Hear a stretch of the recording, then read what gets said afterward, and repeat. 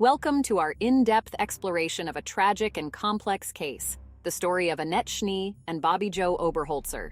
In 1982, two lifeless bodies were discovered in Breckenridge, Colorado, miles and months apart. Despite the distance and time, investigators believed both cases were linked and that the same man was responsible. The only clue connecting the victims? Orange socks.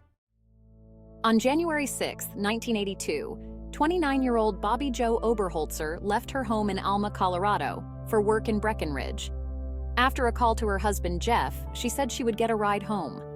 When she didn't return, Jeff began a desperate search, but no trace of her was found until the next day. The following morning, a farmer found Bobby's driver's license on his property.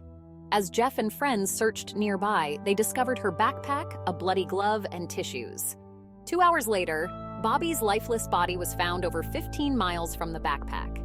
She had been shot twice, and the scene revealed 3 critical clues: her footprints, a plastic cord tied around her wrist, and a single orange sock. On the same day Bobby's body was found, 21-year-old Annette Schnee was reported missing.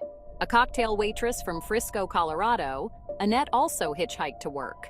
With both women's cases connected by the orange sock, the investigation immediately linked the two cases. Investigators questioned Jeff Oberholzer, Bobby's husband. Though he admitted meeting Annette once when giving her his business card, Jeff was quickly regarded as a suspect. Despite passing a polygraph test and maintaining his innocence, his connection to both victims made him a focal point of the investigation. Authorities constructed a theory where the suspect picked up Annette, assaulted her, and then killed her before moving on to Bobby Joe. Despite Jeff's insistence on his innocence, DNA testing eventually excluded him as the perpetrator. Other suspects included Thomas Edward Luther, a cab driver with a criminal record, and Tracy Petrocelli, who had a history of violent crime. However, neither suspect's DNA matched the evidence from the crime scenes. For decades, the case remained cold, with no answers in sight.